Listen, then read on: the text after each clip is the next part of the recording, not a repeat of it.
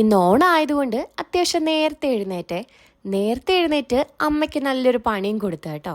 അമ്മയ്ക്കും എനിക്കും ഈ സാരി ഉടുക്കാൻ അങ്ങോട്ട് വലിയ വശമില്ലേ. പിന്നെ അമ്മ ഏതൊക്കെയോ യൂട്യൂബിലെ വീഡിയോ ഒക്കെ കണ്ട് തട്ടിമുട്ടി അങ്ങോട്ട് ഉടുത്ത് തന്നു കേട്ടോ.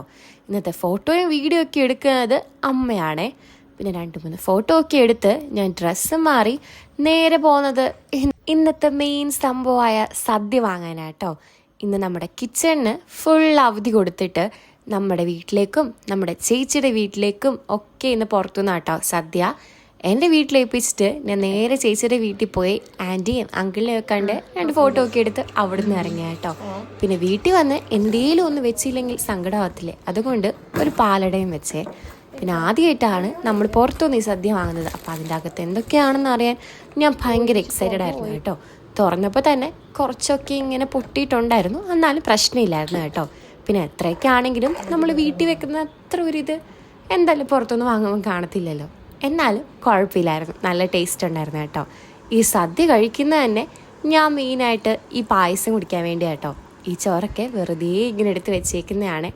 അമ്മയ്ക്കും അത്യാവശ്യം കുഴപ്പമില്ലാതെ സദ്യ ഇഷ്ടപ്പെട്ടു കേട്ടോ. പിന്നെ അമ്മയ്ക്ക് പനിയുടെ ഒരു അസ്വസ്ഥതയൊക്കെ ഉണ്ടായിരുന്നേ, അതിൻ്റെ ഒരു ഇതാണ് ഈ മോഹത്ത് കാണുന്നത്. അതിൻ്റെ ഇടയ്ക്ക് പറഞ്ഞുകൊണ്ടിരിക്കുകയായിരുന്നു പപ്പടം മിസ്സായി, പപ്പടം വെക്കുന്നത്.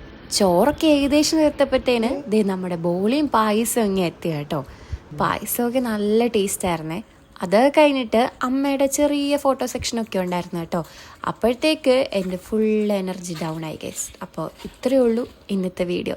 അടുത്ത ദിവസം വേറെ വീഡിയോ ആയിട്ട് വേഗം തരാം കേട്ടോ. Bye bye.